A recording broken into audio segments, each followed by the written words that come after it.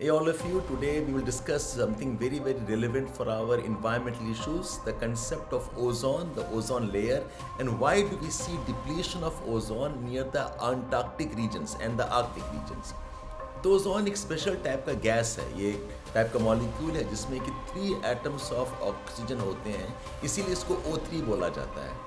Ozone is found largely in the stratosphere at heights at around 10-15 kilometers above sea level से लेकर around 50 kilometers तक we find ozone. Some amount of ozone is also found in the troposphere, but वहाँ पर उसको pollutant बोला जाता है.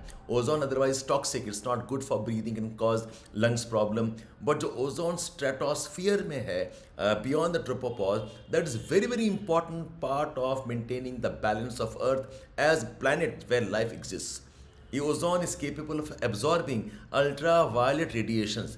ये वो रेडिएशंस हैं जिसके वेवलेंथ 0.4 माइक्रोन से कम होते हैं. They are high energy radiations coming from the sun, and ozone का एक प्रॉपर्टी है, it can absorb the ultraviolet radiations. This is because ozone का एक टाइप का फिनोमेना है where ozone is continuously formed and also disintegrates. Something called as the Chapman cycle. एक catalyst based changes होते रहते हैं, और ये जब भी पॉसिबल है जब अल्ट्रा वायलेट रेडिएशंस होते हैं एटमॉस्फेयर में coming from the sun. Now this ozone therefore is a type of a protective layer.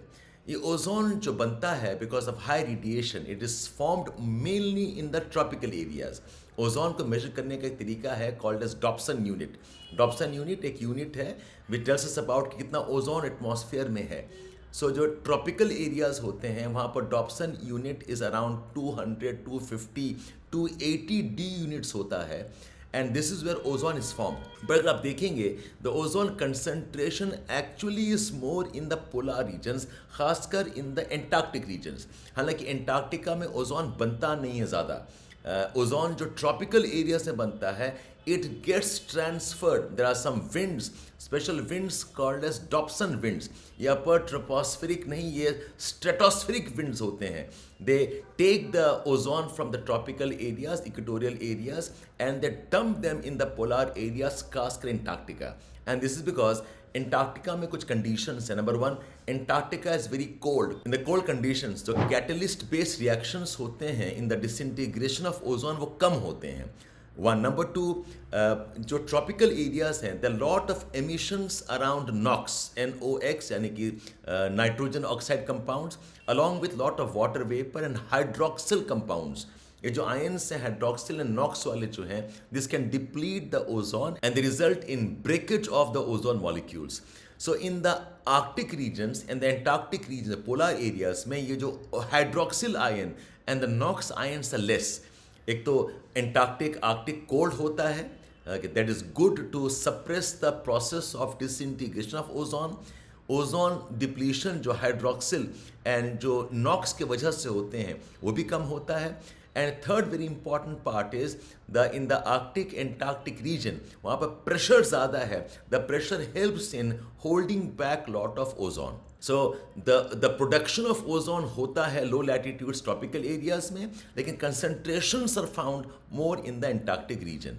इसी से एक और इम्पॉर्टेंट डिस्कशन बनता है कि heard about the ozone hole. Ozone hole जहाँ पर कि जो ozone concentration Arctic Antarctic region में है वो कम हो जाता है. It almost comes to almost 1/3 and less.